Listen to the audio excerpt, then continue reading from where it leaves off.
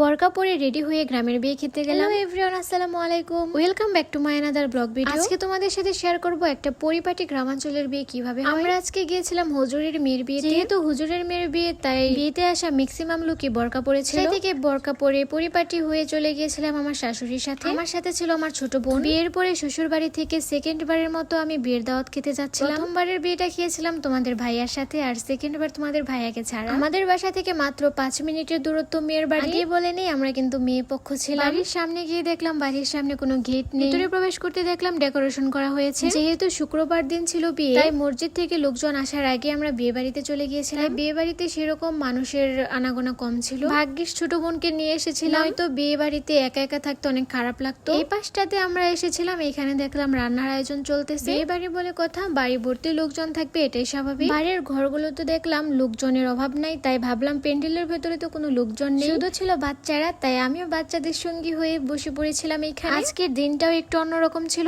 এই বৃষ্টি হচ্ছে, আবার এই প্রচুর রোদ উঠতেছে। তারপরে আমি আমার বোনকে নিয়ে দুটো চেয়ার ফালিয়ে বসে পড়লাম। এখানে আমার বোন বলতেছে একদম বোরিং ফিল লাগতেছে, ওর নাকি একদমই ভালো লাগতেছে না। আমরা দুইজনই প্রচুর বোরিং ফিল করতেছিলাম। আমি মনে হয় প্রথমবার কোনো বিয়েতে এইভাবে বরকা পরে গিয়েছি। এখানে বেশ কিছুক্ষণ বসেছিলাম, এর মধ্যে ছেলে পক্ষ আসার সময় হয়ে গিয়েছিল। তাই বাসার যতগুলো মেহমান ছিল সবাইকে খাবার দাবার দেবে, এর জন্য আমরা চলে এসেছিলাম এই পাকঘরে। এখানে শশা কাটতেছিল, আর আমার শাশুড়ি আম্মু আমাকে একটা শশা দিল খাওয়ার জন্য। প্রথম বৈঠক শেষ হওয়ার পরে দ্বিতীয় বৈঠকে আমরা বসে পড়েছিলাম। কষ্টের বিষয় হচ্ছে আমার প্লেটটা একদম সামনে ছিল, নকিদার ভাইয়া আমাকে না দিয়ে পুরো টেবিলে সবাইকে দিয়ে দিয়েছিল। একটা বিয়ের প্রোগ্রামে যা যা খাবার দেওয়া হয়, এই বিয়ের প্রোগ্রামেও সব খাবারই দেওয়া হয়েছিল। আমাদের তো খাবার দাবার শেষ, এবার বরপক্ষ চলে আসবে, কিন্তু এতটা টাইম ভাই আমাদের কাছে নাই। আমি আর আমার শাশুড়ি আর আমার ছোট বোন চলে যাচ্ছিলাম আমাদের বাসায়। তো বিয়ে বাড়ি থেকে বের হতেই দেখলাম বিয়ের গাড়ির মধ্যে জামাইও চলে আসছে, তাই গাড়ি থেকেই জামাইকে দেখে আসলাম। একটু এগোতেই দেখতে পেলাম বিয়ের গেটের সামনে ভালোই বেলুন টেলুন দিয়ে বিয়ের গেট সাজিয়েছে। শাশুড়ি আসতেছে জামাইকে বরণ করার জন্য, কিন্তু তার দেখা হলো না। প্রচুর গরম ছিল, যেহেতু বিয়ে বাড়ি সবাই বুঝতেই পারতেছে, লোকজমের অনেক সমাগম ছিল,